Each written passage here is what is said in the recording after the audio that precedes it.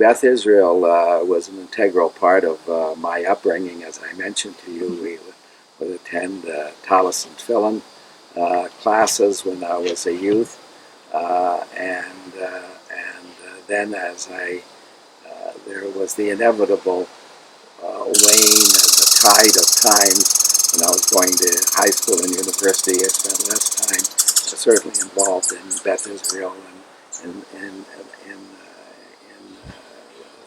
that world. But as a young lawyer, I was asked to serve as a secretary early on in Beth Israel. And I started to go to services when they needed a minion at the behest of one of our famous predecessors, Nate Siegel. Nate Siegel was a man to whom you didn't say no. And he would call me or one of my contemporaries or two or three of us to help make up a minion on a certain morning. We always showed up out of der Cheretz, or respect for Nate.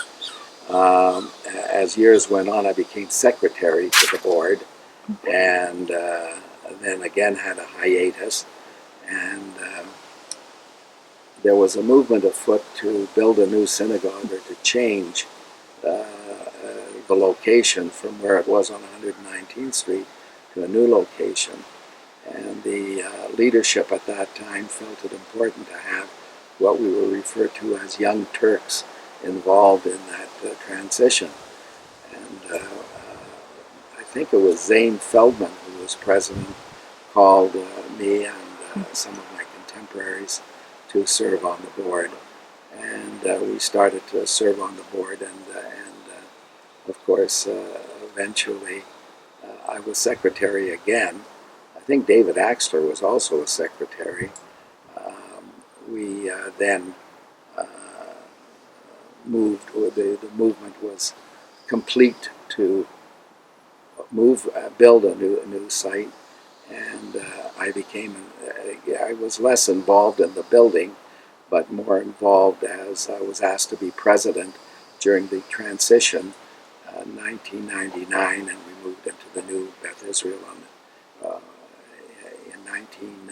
in the year 2000, and that was probably one of the most involved and interesting tasks that I enjoyed as being involved in the community. It was difficult, to say the least. The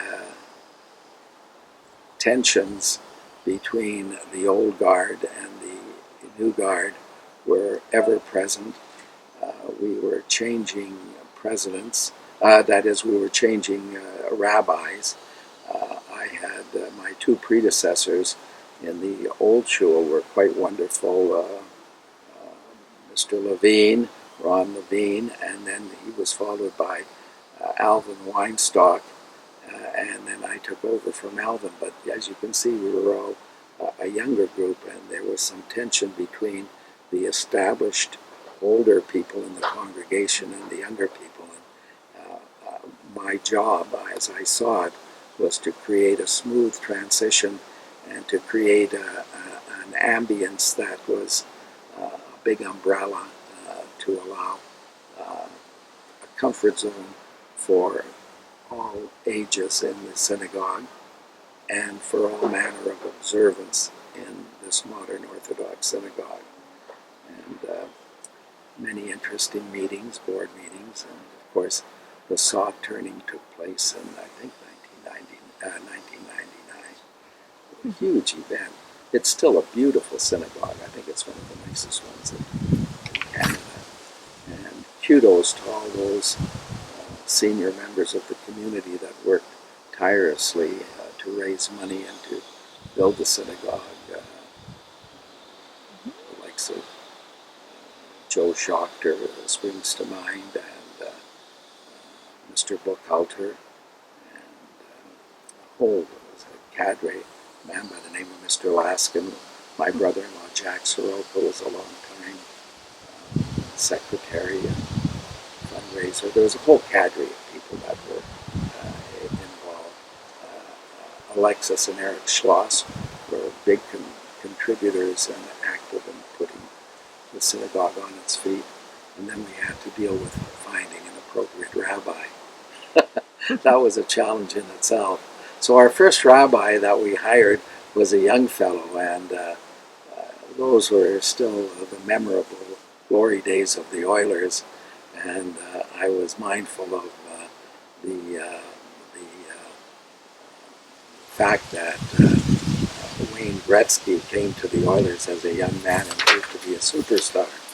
And so we hired a very young first-term rabbi by the name of Mr. Enkin, Rabbi Enkin, and that proved to be a very challenging and interesting time period. And he was subsequently replaced by a wonderful rabbi of many years, Rabbi Friedman, and his wife Batya, which was, if ever, a dynamic duo they were, and they really put Beth Israel on its feet.